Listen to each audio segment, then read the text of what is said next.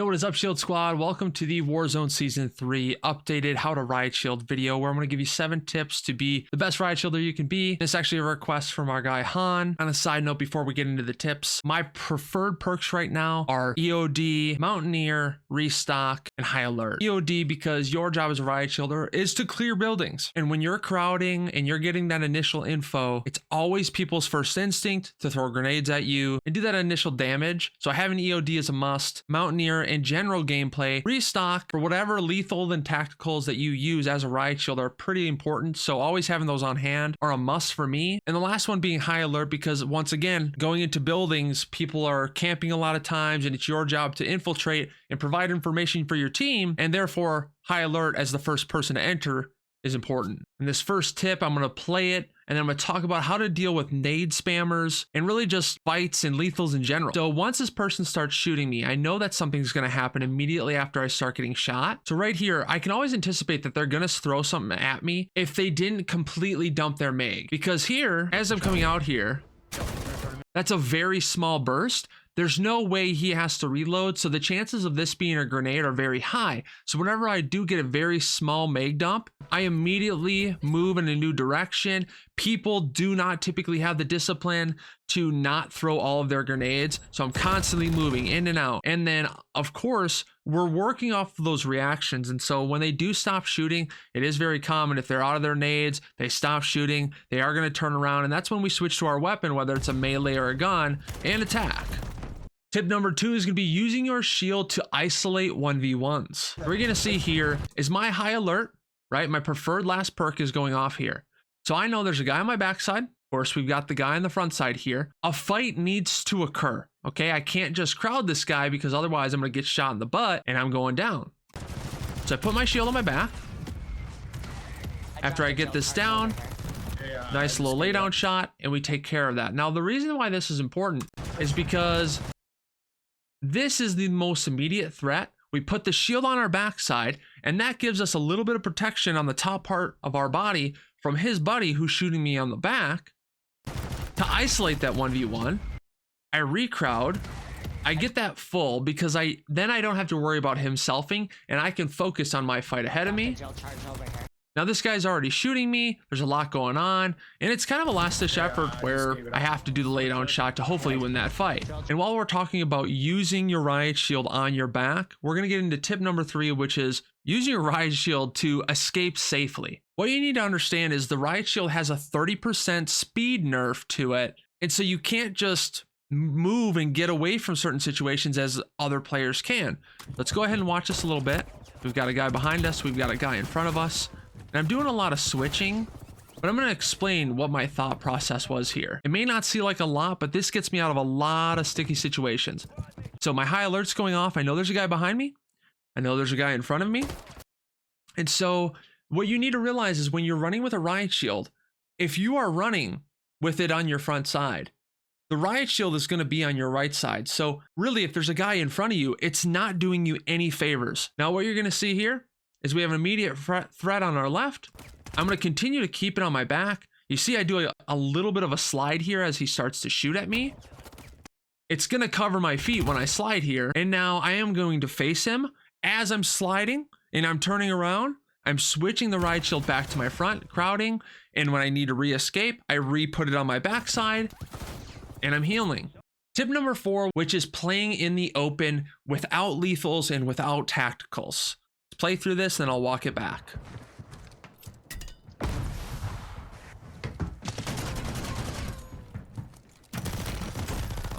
So like I said before, my main objective as a Riot Shielder is I'm playing off of other people's reactions and I'm counter fighting. I'm going to face him.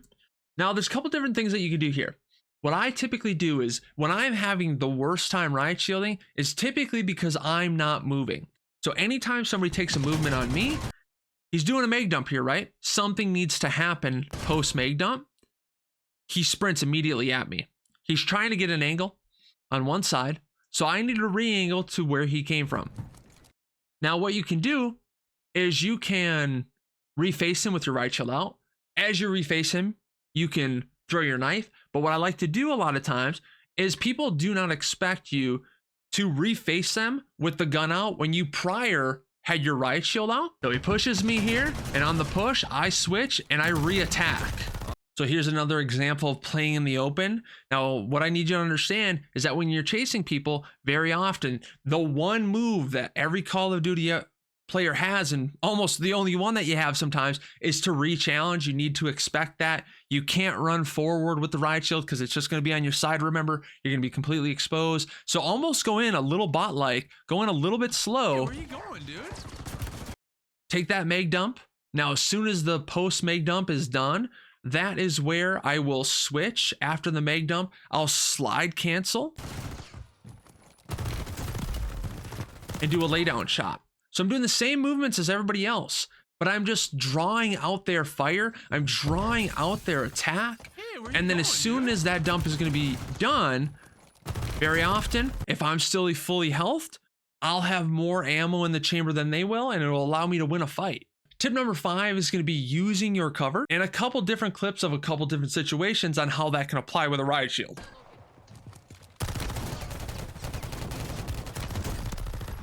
So what I'm doing, just because you have a riot shield doesn't mean you shouldn't utilize the things around you. So very often I will strafe in and out of cover simply just to get a ping, whether it's for a gunner in the back or for myself to re-attack. And so I use my cover to safely get a ping. Now remember what I said, if you re-attack or come out into the open with your gun after them seeing you with a riot shield, a lot of times people do not expect it. So I get a couple shots here. I do not fully commit. I know I've taken a couple shield off, but look at my health. I've taken no damage. I did not fully commit to just pinging, peeking, and then staying in the open. I got a little bit of damage. I came back. I took what I could get. I come back out with the riot shield. I get a little bit of a mag dump here, right? He's not going to expect a re-peek. He doesn't expect that. I come back out. I have my riot shield. I get the mag dump. He doesn't expect me to retake my stuff out. Now, more than likely, I still have more health and I have more bullets in the chamber, and using your cover to peek in and out, pinging, and knowing where he's going to be can give you the advantage in these fights. Now, I strafe in and out of cover when I'm using my tacticals as well, because what they're trying to do is they're trying to shoot your feet. They're trying to get you when you're using your tacticals. And so I don't like to stay in the open too long. Whether I'm throwing a knife, throwing a shock stick, is I'll peek into the open, throw it, take cover, and by that time, they don't see me and they may turn around, just like in this situation. Now, tip number 6 is going to be working off of crowd controls, tradings with your teammates, and your general purpose on the team. So as I'm going through a building, I'm peeking corners, I'm using this information to give to my teammate. Now, what commonly happens in a team setup with a riot shield, they redirect their attention to your teammate. And so your job as a riot shielder is to crowd, get information, and then as soon as you've gotten that information for your team, and now you are no longer a threat to them in a way, you need to switch to your gun. Now, let's say that you're playing with a riot shielder and you're a gunner, or maybe you're another riot shielder. At some point, the focus is going to be on your turtle. And so these two guys push into this building. Now, I know there's a guy on my backside, right? There's a guy on my front. This guy is the target. This is the guy that's being targeted and crowd controlled by my buddy Joe here. I don't care about the guy on the right. I focus on the guy that's getting crowded, the one that's overwhelmed, the one that's already taken 2 shield bashes. And now once again, I see that my buddy turtled up here. My buddy's throwing a shock stick. The focus is on my turtle and I attack. I could be one bullet. And if they are focused on the crowd control of my teammate, you can win those fights. So here we are. My buddy Joe is crowd controlling in here. He did not check the corner here, but that's okay. Close.